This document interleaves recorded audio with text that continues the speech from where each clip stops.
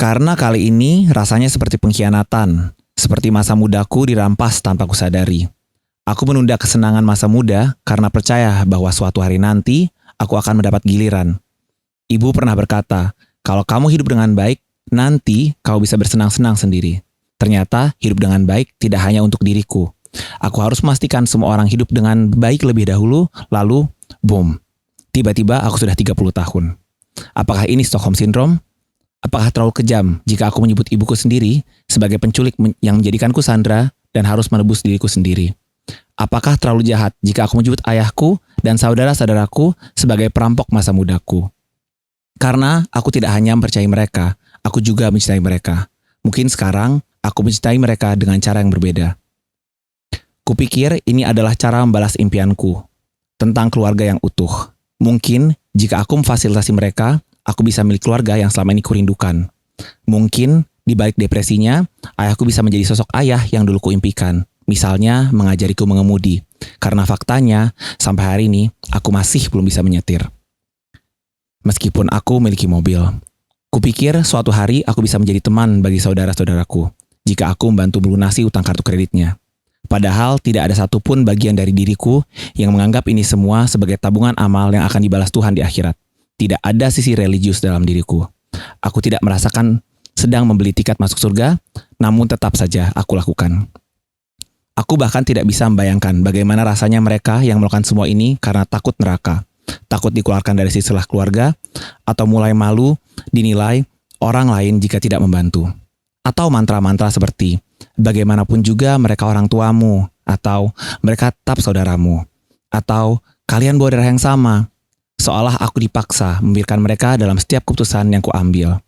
Aku pergi dengan keadaan habis, kering, nektarku telah dihisap, garis rambutku mulai mundur, uban mulai bermunculan. Tubuhku tidak mampu lagi minum sebanyak dulu, padahal aku masih ingin keluar menikmati masa mudaku. Pada akhirnya, aku hanya memiliki satu pilihan, mengisolasi diri lagi sendirian. Ini bukan sesuatu yang bisa diselesaikan dengan self-reward, karena hal itu justru memperdalam rasa bersalahku. Lagi pula, aku sudah sangat kelelahan. Aku tidak ingin berjuang lagi. Aku lebih memilih tenggelam dalam penderitaan, tidak melakukan apa-apa daripada terus berusaha, tapi tetap tenggelam dalam rasa bersalah.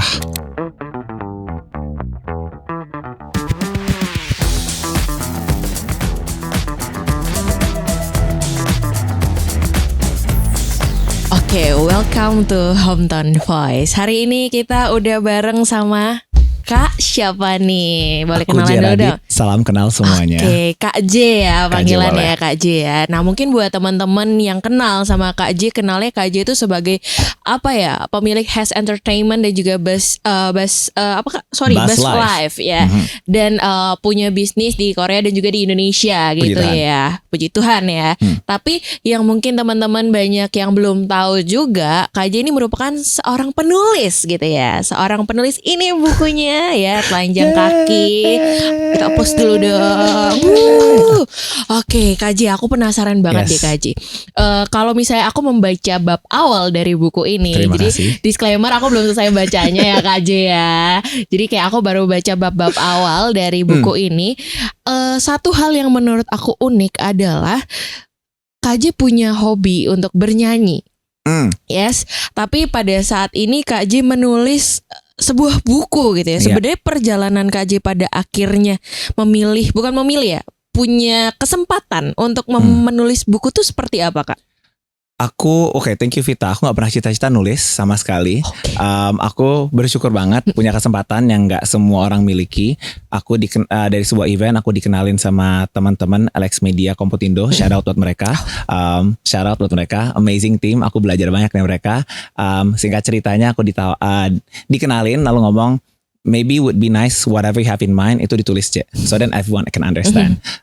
Terus aku ntar aku pikirin ya gitu. Sampai akhirnya if by any chance aku bisa nulis hal yang penting kali ya gitu. Terus aku again ada puji Tuhan yang Tuhan kasih, aku ringan banget hidupnya lately. Jadi I have the time, maybe investing untuk nulis would be nice. Tadi antara aku ngambil MBA pindah ke Poland atau berangkat atau nulis, so mikir kayaknya nulis seru deh. So then tulis deh gitu. 3 minggu lumayan. Oh 3 minggu. Berarti untuk menyelesaikan satu buku ini Untuk draftnya 3 minggu Oh, draftnya beres. 3 minggu. Maksudnya kayak ujung ke ujung 13 chapter. 16 bulan ngobrol sama Alex. Oke. Ngobrol yang lama 6 bulan ya guys ya. 16 bulan. Wow, 1 tahun lebih lewat. 1 tahun lebih 4 bulan gitu kan ya. Wow, menarik banget ya. Berarti bisa dibilang tuh kesempatan untuk menulis buku bahkan mungkin di pikiran KJ pun kayak wow nggak bakalan mengira kalau misalnya ada kesempatan untuk ini gitu ya Kak. Nah boleh nggak sih Kak sedikit mungkin spoiler ya, sedikit ceritakan sebenarnya tuh buku ini tuh tentang apa sih KJ? Buku ini awalnya berangkat sebagai kritik sosial. Kalau teman-teman familiar dengan topik debat pewaris perintis, viral tuh ya. Atau teman-teman yang tumbuh besar terbiasa dengan melihat story-story Zero to Hero, seperti anak singkong yang jajan keju sekarang. Bukunya itu tujuannya menetralisir. Aku nggak bilang mereka intentional jadi toxic positivity, tapi aku rasa dampak dari semua optimism yang terlahir di pasaran di luaran sana butuh di neutralize dengan hal yang sedikit lebih pesimis, hopeful pesimis aku nyebutnya. So buku ini berusaha menjelaskan 4 hal, bahwa satu, most of us yang berhasil banyak beruntungnya, that's the whole segment 1, 3 chapter. 3 chapter kedua basically ngomongin perjuangannya tidak mudah. Aku mau ngakuin semua keringat teman-teman yang berhasil. Ketiga, aku sebutnya there's no meritocracy. Yang ketiga, tidak ada happily ever after. Dan keempat, aku mau ngomongin nightmares of even kalaupun kamu sudah lulus dari sebuah kemiskinan. Aku menyebutnya poverty graduate. Kalaupun kamu udah lulus, it's never been easy for anyone untuk nggak kepikiran takut akan hari esok. Oke, berarti kalau misalnya bisa aku simpulkan dan sedikit hasil dari aku membaca, ini bisa dibilang isi-isi yang ada di dalam buku ini tuh perjalanan Kak Ajay sendiri Kak, atau mungkin ada apa ya, mungkin kalau misalnya kita berbicara soal buku karya seni itu kan kadang ada yang disunting, diseleksi gitu ya. Betul. Gitu. Harusnya sih nggak full punya aku storynya. Oke, goalnya adalah ujung-ujungnya bisa ngajak semua teman-teman bertelanjang kaki bareng-bareng Vita. Jadi buku ini strukturnya aku bangun ada premis kemiskinan, apa yang terjadi, lalu aku menggunakan punya aku sebagai case study. Jadi chapter paragraf di mana aku bercerita bagianku itu boleh diedit, dibuang jadi tulisannya Vita, bisa. Jadi strukturnya emang fill in the blank arahannya kayak gitu. Jadi aku benar-benar pengen, yes in this case bukunya bercerita tentang sudut pandang si penulis, dan kemudian aku bercerita bagaimana pengalaman miskin versiku yang aku yakin secara benang merahnya mungkin dialami teman-teman yang sama. Aku ngomongin soal sandwich generation lah, aku ngomongin soal keputusasaan, atau rasa yang tidak pernah cukup walaupun sudah makan terbaik, atau rasa dicurangi padahal nggak ada yang curang, gitu-gitu. Ini yang aku ceritakan di sini. Begitu case tadinya boleh diedit cerita Vita, boleh diedit cerita siapa aja, teman-teman Jogja Vibes. Oke, jadi kayak representasi pada akhirnya tuh kayak balik ke orang yang membaca gitu ya Kak ya. Oke. Nah, ada satu hal yang menarik yang mungkin aku membaca ini pun selalu di-mention dalam ini, mungkin emang buku ini juga menceritakan tentang kemiskinan itu sendiri. Tapi salah satu hal yang bikin aku amaze-nya adalah pada saat aku membaca chapter 1 atau pokoknya chapter awal, yang aku amaze adalah mentality kakak sih menurutku. Kenapa? Karena nggak semua orang, ya mohon maaf ya teman-teman ya, karena ini emang membahas tentang kemiskinan. Jadi kayak tidak semua orang yang miskin dalam tanda kutip itu memiliki mentality yang kayak aku nggak mau dianggap miskin. Kayak ada satu hal mungkin yang di dalam diri Kak Ajay sendiri yang aku lihat bahwasannya sebenarnya kita pun mungkin yang paling banyak di sini tuh menggunakan metafora Disney ya. Nah, itu menarik banget, jujur kalian wajib baca. Menggunakan metafora Disney yang selama ini kita pada saat kecil tuh didoktrin kalau misalnya itu contoh Rapunzel. Itu sangat sedih banget gitu ya. Pada akhirnya dia mendapatkan sebuah ending yang happy gitu misalnya. Nah, tapi kan ternyata si Rapunzel pun punya darah bangsawan dan punya privilege itu sebenarnya yang kalau misalnya di real life seperti cerita Kak Ajay sendiri itu bisa dimanfaatkan untuk keluar dari kemiskinan ini sendiri gitu ya Kak Ajay. Kamu sudah lolos dari chapter 1. Itu sudah chapter 2 yang kamu baca. Oh, itu chapter 2. Tapi iya betul. Aku gak mau bilang semua mental orang berjuang sama dengan aku. Aku mau bilang keberuntunganku sama halnya dengan Rapunzel. Kita take-nya by the way 1 hari setelah Kartinian. Kemarin hari Kartini. Kemarin aku berusaha baca-baca tentang beliau. Kartini image with all no shade to her, I have all the respect to Kartini, she's amazing. I still look up to her a lot. Tapi maksudnya aku berharap cerita Kartini tidak digunakan untuk menyerang kita kembali. Misalnya bagaimanapun beliau anak ningrat, bagaimanapun ketika dia diisolasi dari kakak-kakaknya yang punya akses sekolah, ketika perempuan pada umumnya di Jawa tidak punya akses itu. Beliau akuin itu, tapi tujuanku adalah tidak kemudian kita tunjukin, loh ini Kartini aja gak nyerah, masa kamu mau nyerah? Enggak. Just be kind. Kartini bisa nggak nyerah karena possibility-nya ada. Mungkin yang kau bilang, kau baca, oh Kak J punya semangat. Iya, karena aku melihat orang tidak miskin tidak jauh dariku. Tapi teman-teman yang beneran miskin bareng aku, mereka nggak punya keluarga yang berkecukupan. Mereka punya saudara yang ada di dalam penjara.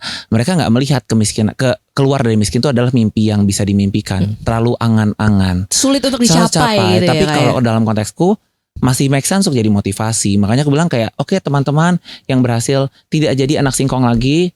Singkong is a good thing ya. Ini aku tidak suka metafora ini. Tapi buat teman-teman yang tidak jadi anak singkong lagi, boleh nggak tetap baik buat teman-teman yang masih makan singkong, bahwa mungkin kita tidak singkong lagi karena kita punya keuntungan banyak. Tapi banyak teman-teman yang nggak punya jalan keluar selain nanam singkong gitu loh. Jadi aku pengen, yuk jangan sombong just because kita sudah lulus dari kemiskinan. Harapanku seperti itu.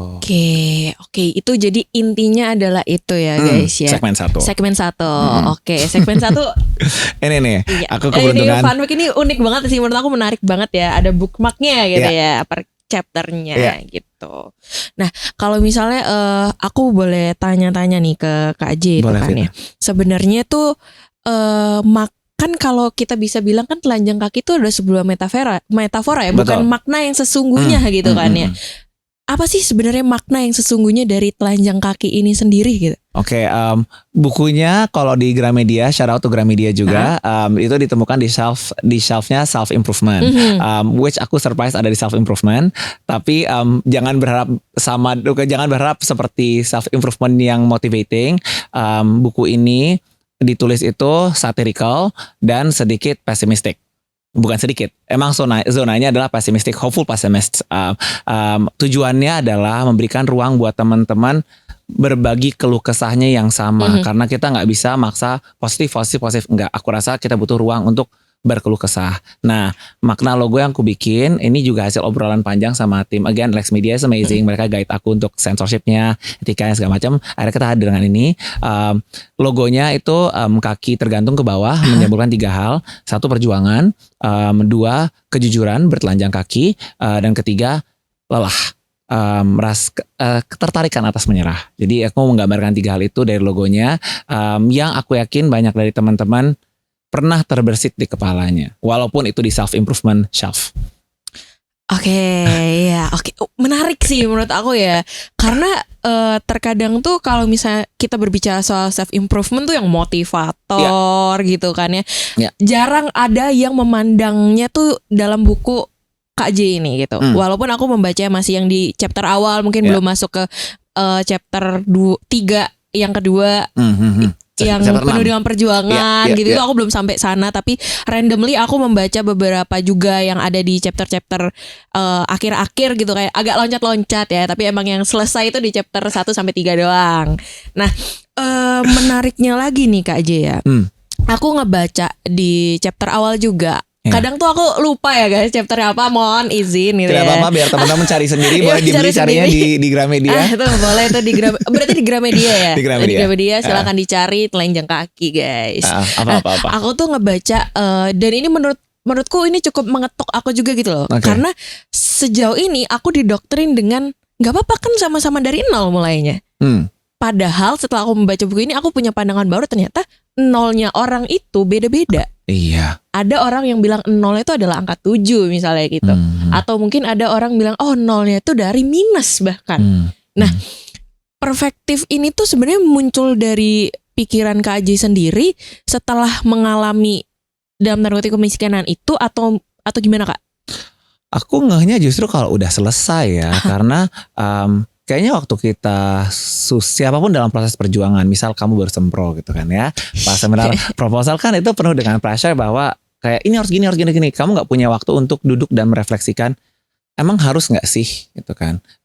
Dalam konteksku, aku udah ngalamin nyamannya. Oke, bentar, aku mau napas sebentar. Aku kok bisa napas ya? Kok teman-temanku nggak napas ya? Kok masih lari ya? So then only then aku punya kesempatan untuk belajar bernapas dan mulai menilai kembali prosesnya. Boleh loh masuk loh, produk boleh masuk loh. Boleh. Boleh, aus juga nih yang aja ya, aus ya kayaknya ya. Hari ini kita juga ada topik by the way, studionya ada di studionya Jogja. Iya. Jogja Vibes Kowinako. di buildingnya Kowinako. KJ pesan apa KJ hari ini KJ? Empon-empon Dan mendoan. Makannya tradisional banget ya anak. Ini uniknya Nako sih menurut aku. Betul banget. Jadi kayak minuman-minumnya juga ada yang minuman tradisional gitu ya. So balik ke topik tadi, aku punya kesempatan saat aku berhenti berpikirnya untuk berhenti dari berjuang, jadi aku punya kesempatan beristirahat. Hal yang sama, aku juga yakin. Ini obrolanku sama temanku hari ini sama bisnis partnerku, namanya Fabian, he's an amazing guy. Aku belajar banyak dari dia. Kita ngomongin soal even kalau teman-teman yang sudah berhasil pun yang sudah sukses, kayaknya dunia tuh tidak mengizinkan kita dilihat sebagai manusia gitu loh. Kayaknya kalau orang sudah kaya tuh udah bukan manusia lagi gitu loh. Nggak punya hati. Nggak cuma dewa, tapi nggak punya hati. Nggak apa-apa katain aja gitu kan. Kayaknya tuh nggak guna deh gitu. Nggak ngaruh gitu. Nggak bakal sakit lah gitu. Kadang orang tuh suka lupa kayak mereka tuh juga punya luka-luka yang mereka bangun sampai dengan di sana. Jadi buku ini tidak hanya menawarkan rasa aman untuk gagal, namun juga untuk teman-teman yang merasa sendirian atas keberhasilannya. I know sounds ironical, but it is. Kalian tidak sendirian. Maksudnya I know how it felt. I hope people don't understand you. Gitu. Oke, sebenarnya ini memvalidasi bahwasannya. Yes, validasi. Kayak ya udah teman-teman kecewa nggak apa-apa, nyerah nggak apa-apa.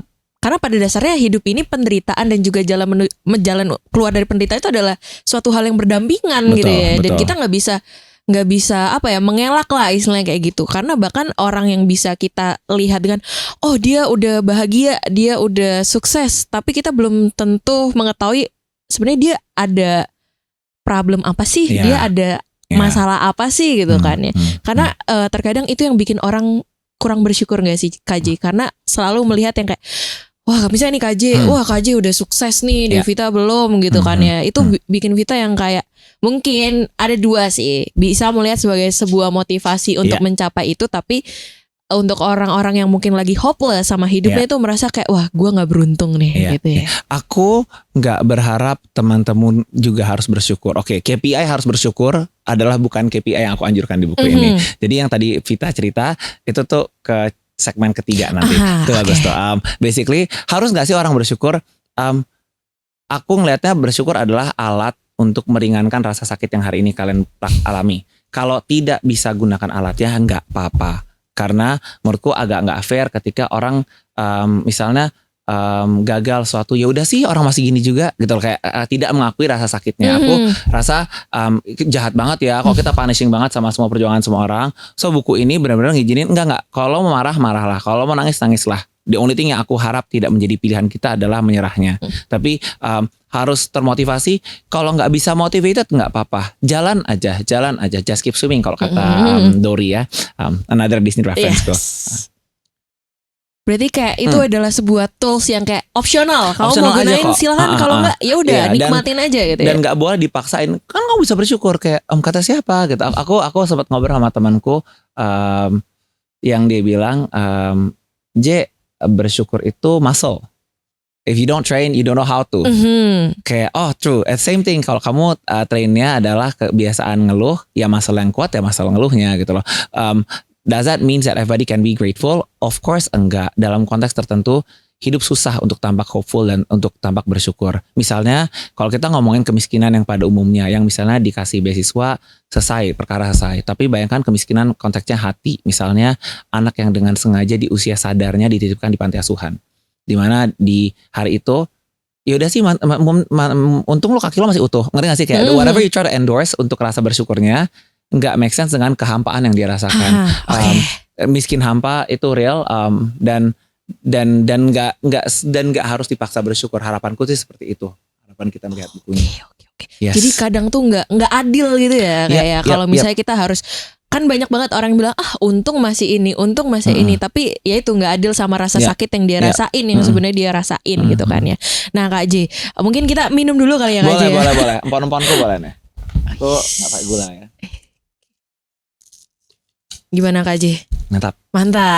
Aku selama di Jogja lagi belajar jejamuan. Oh jejamuan coba. Menarik sih. Jadi ini belajar pulang ke Jawa untuk mempelajari apa yang nenek moyang lakukan. So Jogja is the right vibe. Oke. Aku juga sedikit melihat kata Yogyakarta di dalam buku ini ya. Dan aku membaca juga kalau misalnya Kak J ini boleh nggak ya disebutin kalau misalnya Kak J emang ada darah apa ya, kita bisa bilang darah Jawanya lah gitu ya. By blood sih pure Jawa. Papa mamah Jawa, mamah Solo, papa Jogja by blood. Di KTP-ku sih depannya masih ada Radennya. Di depan di mbah-mbahku KTP-nya juga Beraden Mas dan Raden aja. Aku belum trace beneran. Aku baru kemarin ngobrol-ngobrol sama teman-teman yang dekat dengan keraton. KJ katanya itu bisa di trace loh. Ntar kamu gini-gini nanti divalidate sama keraton beneran gak nih gitu. Jadi kayak it would part of the quest. Aku kepo sih, pengen belajar juga. Jogja is the right place untuk belajar. Oke. Nah tapi kalau misalnya kita melihat budaya atau culture Jogja yang kayak apa ya, bukan Jogja sih, lebih mungkin Jawa ya. Kayak legowo, kayak ya wes diterima aja gitu. Kayak sebenarnya ada gak sih Kak, mungkin KJ pasti sebagai orang Jawa juga beberapa culture di kehidupan kakak juga berarti berhubungan sama culture Jawa gitu kan. Ada gak sih yang sebenarnya KJ menganggap bahwa ini adalah hal yang kontradiktif gitu? Oke, apa sih yang dirasa yang aku pelajarin di Jawa ya? Jujur hal yang aku soal nerima ya. This is distortion part yang paling besar dari kata nerima. Aku dari kemiskinan aku terbentuk jadi manusia yang lebih ambisius. Dan ketika kalau kamu ambisius, kamu akan di Jawa itu selalu ngomong, wah ingat bapaknya anaknya siapa, kamu anaknya siapa. Aduh mimpi jangan kegedean nanti jatuh. Aduh di sini mah nggak ada gitu. Ya. Itu klasik song. Terus setelah aku dengar saat kita dewasa, aku kita sebagai orang dewasa melakukan hal yang sama ke anak-anak, tapi kalimatnya adalah, kok kamu nggak belajar nerimo. Dan aku rasa kayaknya cara orang menggunakan kata nerimo tuh abusive sekali. I doubt yang mengajarkan kata nerimo itu in that such narrative kayak sangat satirical untuk bilang kamu loh nggak pernah puas. I think that's what nerimo means. I think nerimo means adalah kamu lakoni yang kamu bisa lakoni. Kemudian kalau masih tidak sesuai ya terima. Aku rasa orang menggunakan tools nerimo benar-benar di abuse untuk ya udahlah nggak usah berjuang, ya udahlah nyerah aja. Jadi dan, kayak konteksnya untuk menyerah ya kayak. Iya, dan aku rasa kayaknya akhirnya jadinya yang berjuang dinilai serakah, yang tidak memperjuangkan perubahan seakan-akan dilihat lebih dewasa dan bijak. Padahal kalau si pejuang berhasil, semuanya benefited kok. Kenapa sih kita nggak hopeful bareng-bareng? Tapi kalau nyatanya hujan masih turun, boleh nerimo. Aku rasa gitu. Kita boleh kok berjuang ini, tapi ujungnya outcome-nya tuh masih bukan tangannya kita gitu. And I think that's how the right way to say nerimo. At least that's my sebagai orang Jawa menerima kata nerimo. Di Jogja aku ngerasa tervalidasi dengan kalimat itu. Aku akhirnya nemu berapa orang yang bilang nerimo ing pandum dalam artian beneran menyerah, tapi aku juga menerima secara balance. Orang-orang bilang no cara nerimo nggak gitu, cara nerimo ada nerimo itu tools yang belakang nanti kita lakukan. Oke, jadi emang ya sebenarnya balik lagi ya, kadang tuh kata-kata dimaknai sama orang tuh akan berbeda di setiap orang ya Kak J ya. Jadi sebenarnya menurut Kak J itu yang kayak oh ya udah itu balik lagi ke orangnya masing-masing gitu Kak J ya. Tapi harapannya emang kata nerimo itu tidak didefinisikan untuk orang-orang kayak yowes berarti aku nyerah nggak apa-apa deh gitu. Misalnya kayak gitu kan kayak aku nggak mau berjuang deh, aku nggak mau lari, aku ya udahlah ngesot aja gitu misalnya kayak gitu ya Kak J ya. Nggak apa-apa asal tidak digunakan untuk mengkerdilkan dirimu. Nerimo sangat bermanfaat ketika akhirnya kamu nggak bisa move on dari kegagalanmu. Aku sangat menggunakan nerimo. Ya udah J mau gimana lagi, someone udah lewat. That's the nerimo means. Tapi nerimo akhirnya kan in a grief cycle kan acceptance last kan. Ketika kamu menerima acceptance, only then you can make it into lesson. Nerimo should be a tools untuk bridge into lesson. Nggak harus buru-buru. Nggak harus buru-buru.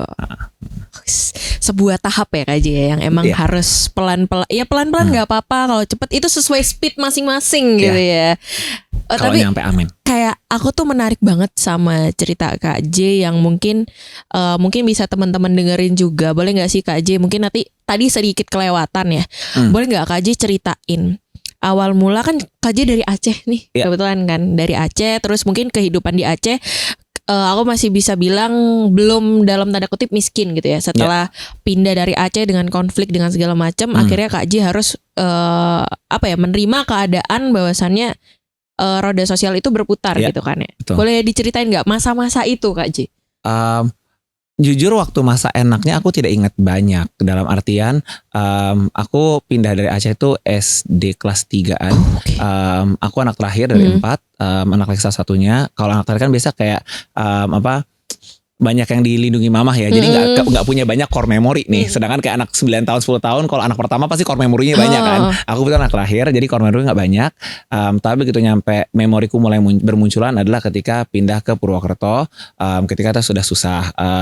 Ceritanya sebenarnya berangkat dari situ. Ketika benar-benar homeless. Jadi bapak ibuku tidak menabung rumah untuk mereka pas mereka berangkat dari konflik. Jadi kita tidak punya apa-apa. Badanku besar, kalau kita berdiri segala macam kita sudah bisa lihat ukuranku.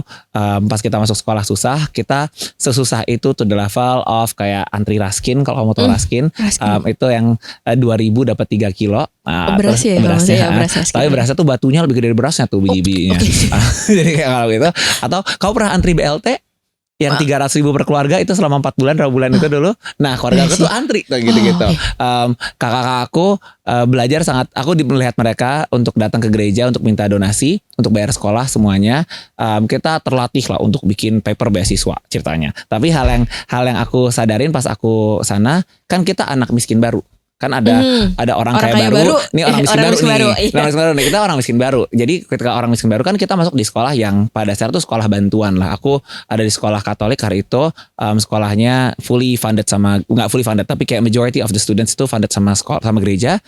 We're one of them. Tapi gimana pun kan si anak miskin baru ini kan bentukannya tidak miskin gitu loh, ukurannya tetap besar gitu kan. Jadi mau dibikin lomba ini suruh maju gampang, mau dipilih ketua kelas ukurannya juga gede sendiri. Jadi that's the Disney Princess part of story of my life, dimana waktu hari itu ya temanku miskin nggak semiskin aku, mereka nggak homeless, tapi mereka nggak Cinderella juga gitu loh ya. Terus kedua, pas akhirnya singkat cerita aku dapat kesempatan beasiswa pas aku SMA, pas aku apply beasiswa. Aku bilang gitu, pas beasiswanya adalah beasiswa untuk orang miskin berprestasi. First thing aku tanya pas interviewnya, aku kok bingung ya, harapannya gimana orang miskin untuk berprestasi? Makannya aja nggak bener di rumah, makannya nggak bener, gizinya nggak mungkin sama. Itu argumen keduaku. Tapi argumen pertamaku adalah, mamah di rumah lagi ribet, kamu disuruh cuci baju, sedangkan teman yang berprestasi lagi les. Gimana cara berprestasinya teman miskin? Jadi aku berusaha ngomong, oke, kemiskinan ini banyak banget yang beda, dan kalau mereka bilang orang miskin tuh banyak privilege-nya, back ke story soal perintis tuh enak. Ya udah yuk tukeran yuk kalau mau perintis itu enak gitu kan. Kayaknya nggak kayak gitu deh. Kalau kamu mau nyoba dari awal, banyak kesempatan yang hilang. Bukan kesempatan yang hilang, kesempatan yang tidak pernah ada memang di matamu. Yang kalau kamu lihat itu sebagai game, buat kita tuh beneran real life gitu loh. Kayak kamu nggak punya second choice untuk apapun lainnya gitu, untuk hidup yang lebih baik. Jadi that's the segment 1 aku bercerita. Segmen 2, oke sekarang cerita segmen bukunya ya biar teman-teman kepo ya. Segmen 1 ngomong soal keberuntungan. Aku banyak keberuntungan dibandingin teman-teman miskinku. Untuk aku selamat dan aku meninggalkan mereka. Di segmen 2 aku cerita soal perjuangan. Even if kita akhirnya hadir di sebuah keberhasilan, di roda keberhasilan, I don't really like to call myself a startup founder, tapi part of a network of startup founders. Kita entrepreneurs founders di generasiku. Kita hangout sama banyak nama-nama yang pada bermunculan yang teman-teman tahu. Pas di situ aku sadar kayak biasa ya, classic story, no shade again buat teman-teman founders pada umumnya atau ceritanya, tapi aku berharap teman-teman melihat ini sebagai cerita yang lebih objektif, di mana semua itu berlomba-lomba cerita kesedihan untuk mendapatkan investmentnya, ya kan ya. Kalau kau baca di chapter 2 aku malu pura-pura miskin gitu kan, gak usah pura-pura miskin banyak malu, let alone pura-pura gitu kan, tapi turns out itu adalah cerita yang orang suka pakai dan jahit. Jadi orang tuh hobi cosplay miskin, dan itu tuh kok sedih ya, you're just a tools of a story tapi you never really respect them. Jadi di segmen 2 ini chapter 456 aku ngomongin soal NPC. Kalau orang miskin tuh kayak kalian nggak lihat, ya udah sih lewat aja, as if there's someone else who help. Padahal kayak you can change them only when you're no longer NPC, then you'll be respected. Dan in the context of mine, oh by the way guys, all those story that you made up, it was my story that I was in. Now you make it as if it's just a tools. Kayak how disrespectful that is. Ini kayak kalau culture bisa kayak appropriation. Nah boleh gak sih ini miskin appropriation gitu kan? Gitu kayak ini dipakai doang. Sampai akhirnya aku ngomongin di segmen ini, merasa misfit dalam artian banyak teman-teman yang sudah berhasil misalnya dapat sekolah bagus gitu ya. Jogja kan sekolah nih ya, dapat beasiswa, congratulations, sekolah keren, teman-teman pintar semua, you got it objectively, meritly kamu dapat di situ. Tiba-tiba pas kamu masuk, kamu sadar, kok kayaknya aku nggak pantas ya sama teman-temanku. Nah, aku ngalamin itu banyak kali, ngerasa aku satu table, satu geng, misalnya ada Harvard gangs, jadi kayak di Indonesia ini ada Stanford gangs, Harvard gangs. One another reasons aku satu table bareng mereka, itu rasanya kayak imposter, rasanya kayak badut, kayak should I be here, should I be part of this conversation, although everyone's human. Mereka baik, mereka nggak gimana-gimana, tapi di hatiku I don't belong here, and I know even if you made it, teman-teman yang berhasil graduate dari miskin, aku yakin banyak dari kalian merasa nggak pantas, dan that's what we gone through. Itu tetap melekat di dalam. Melekat sampai akhirnya di segmen 3. Sebenarnya segmen 4 ada, cuma diedit sama Alex Media. With all the respect, I respect them. Segmen terakhir aku ngomongin soal masa traumanya. Trauma-trauma berat, tidak ada happily ever after. Aku judulnya kayak gitu. Misalnya teman-teman yang sudah tidak miskin lagi. Oh, mama masih susah. Oh, masih ada hutang mama.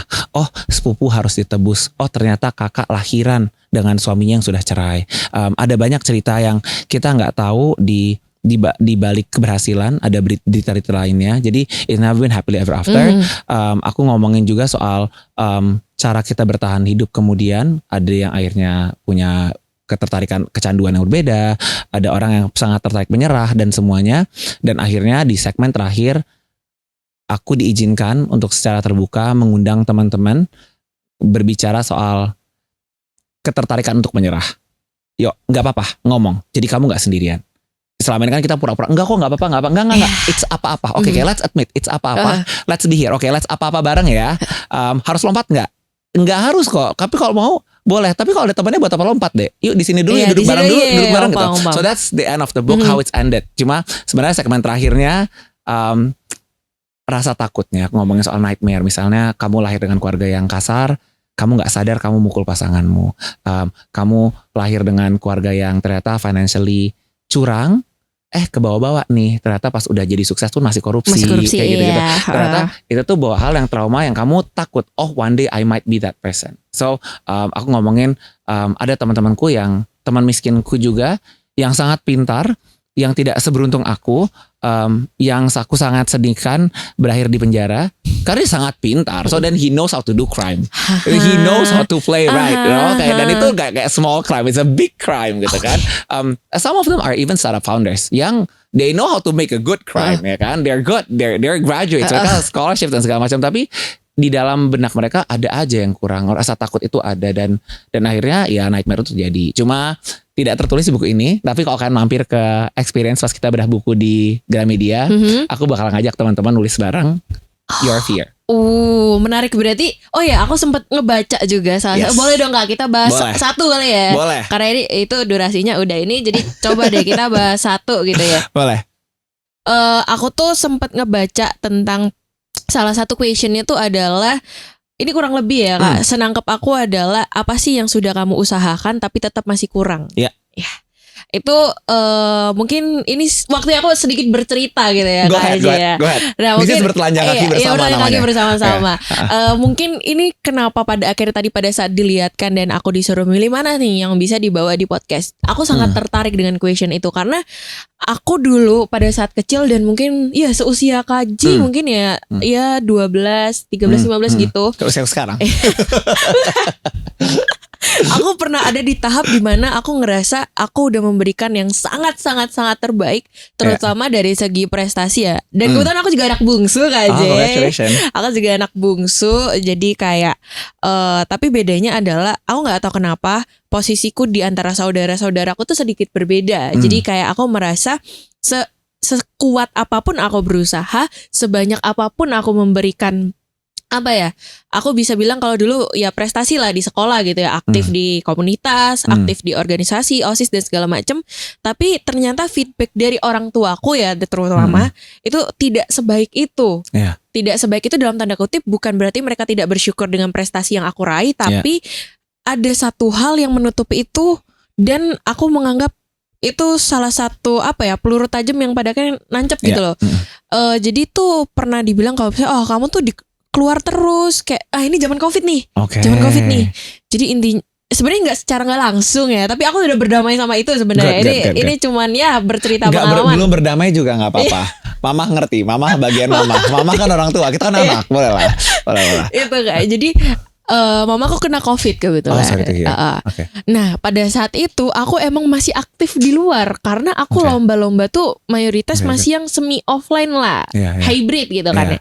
Nah ada satu yang kayak pada akhirnya aku dilarang untuk keluar, aku dilarang untuk apapun kayak yaudah ini mama udah COVID nih. Jadi secara nggak langsung mama COVID itu adalah penyebab dari Devita yang sering keluar rumah gitu.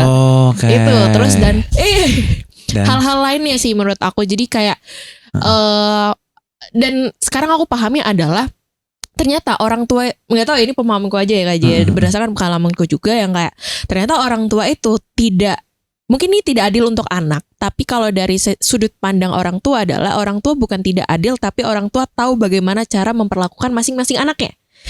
Dan terkadang aku awalnya nggak bisa berdamai sama itu gitu loh, kayak nggak adil dong buat aku yang kayak aku udah berusaha nih, misal ya saudara-saudaraku juga berusaha, tapi kayak aku merasa nggak adil sih, masa aku diginiin tapi saudaraku punya treatment lain yang aku anggap itu jauh lebih baik dan aku pengen mendapatkan treatment itu juga gitu kan ya. Dan pada akhirnya aku sadar bahwasannya ya udah aja, kayak ternyata emang pahitnya hidup ya, jahatnya hidup adalah emang terkadang kita harus menerima bahwasannya tidak semua orang melakukan treatment yang sama gitu, bahkan seorang ibu kepada anak-anaknya gitu. Di bukuku kalau kalian buka, aku jualan dikit ya. Ini segmen chapter 4 namanya Silver Medalists, You Never Be Enough untuk be Gold Medalists. Tapi praktisnya di abis chapter terakhir aku punya lembar kerja buat teman-teman melakukan 3 hal: nulis terima kasih, nulis maaf, dan tulis merasa syukur atas orang-orang atau atas diri kalian atas apa yang terjadi. Tujuan membantu aku. Mungkin ini hal yang aku pengen, it sounds argumentative, harapannya bukan argumentatif, tapi kalau kamu bilang tadi mama tahu cara nangani anak-anaknya, aku mau bilang gini, boleh nggak somehow kita ngeliat mama juga anak, mungkin mama tidak mampu, mungkin Devita atau kita kebagian mama yang tidak mampu untuk berlaku adil. Unfortunately apesnya kita kayak gitu, membuat dia jadi ibu yang sempurna tidak. Devita harus maafkan dia atau enggak juga enggak, tapi Devita bisa memaafkan mama untuk at least membuat Devita bisa nerimo, lalu next stepnya terjadi. Aku rasa that's the right way. Aku rasa kita kayaknya overgiving credit buat parents with no shade again, tapi aku pengen visualize again kalau orang tua adalah segalanya. In some way yes it's true, tapi kalian punya hidup kalian, aku pengen mengizinkan kalian atas hak kalian untuk mengeluh, dan somehow orang dewasa di hidup kita somewhat menyakiti kita, dan izinkan anak kecil di hidupmu hari itu ngerasa tidak adil. Jadi jangan salahin dia, kasihan. Devita itu berat. Devita yang kecil sangat Oke. Ya, aku selalu menghargai kehadiran dia dan apa yang ia rasakan pada saat itu, dan itu emang harus ya. Kayak kita memvalidasi bahwasannya ya udah, itu yang dulu, Vita yang dulu emang merasakan itu, sakitnya kita rasain, tapi ya untuk sekarang mungkin ya itu tadi, pada akhirnya untuk bisa menerima hal itu. Siap. Ya. Wah, KJ, terakhir nih KJ. Boleh nggak sih mungkin kasih pesan ke teman-teman atau orang-orang yang berada di balik layar ini gitu ya, mungkin masih di dalam tahap berjuang juga gitu ya KJ, untuk pesan lah, ya sedikit pesan dari KJ gitu. Sebelum pesan aku boleh jualan lagi ya? Boleh dong. Mumpung ini kita syutingnya di tengah perjalanan kita lagi ke visit beberapa Gramedia. Kita bakal Gramedia Jogja. Paling jelas di Gramedia Semarang bentar lagi tanggal 29. Tanggal 6 di Bandung. Correct me if I'm wrong, nanti bakal tertulis di description. Tanggal 16 di Jakarta. Untuk Gramedia berikutnya belum kita tahu di mana jam kapan, tapi teman-teman bisa datang. Di sana aku bakal ngajakin teman-teman bertelanjang kaki bersama, ngalamin prosesnya, tulis cerita kalian. Lalu ke pesan, kenapa aku dengan jualan dulu? Karena yang aku bisa pesankan, satu, izinkan ngeluh, izinkan dirimu ngeluh, dan gunakan itu untuk bernafas, lalu berjuang lagi. Dua, maafkan orang di sekitarmu bukan untuk membuat mereka menjadi benar atau membuat kalian lebih besar, tapi untuk mengizinkanmu untuk lalu kemudian melangkah yang kedua, melangkah berikutnya. Yang ketiga, aku rasa dunianya sudah jahat sama kita, let's go with that, let's go berjuang, rasanya jahat, tapi at least kita tidak menjadi orang yang jahat buat anak kecil yang kita punya atau orang dewasa, orang tua version kita, the old versions of yourself itu sakit gara-gara kita juga. So with those three, at least perjuanganmu bisa kamu maknai dan kamu hargain. Paling yang terakhir, kalaupun gak berhasil, percayalah sebagian besar kegagalanmu bukan karenamu, jadi kurangilah menyalahkan diri sendiri. Oke. Thank you Kak J untuk hari ini. Sama-sama Vita. Banyak sekali hal-hal baru dan banyak salah satu pengingat-pengingat kita juga untuk menjalani hidup kita yang kita bisa bilang ini sangat berat ya teman-teman ya. Terima kasih Kak J atas waktunya. Sama-sama, Senang Vita. sekali. Sama-sama, Semoga Jogja, turnya nanti bisa berjalan dengan lancar Amin, Kak J amin, ya. amin. Oke, itu aja. Mungkin Kak J tadi mau closing? We did. Yeah. So more than happy, Vita boleh milih bookmarknya yang mana merasa Vita, teman-teman juga boleh milih. Oke, Gitu abis aja. ini kita bakalan pilih ya teman-teman. Nah buat teman-teman jangan lupa buat saksiin podcast menarik kita di JVMG Network YouTube channel. Jangan juga lupa buat like, comment, and subscribe. Bye-bye.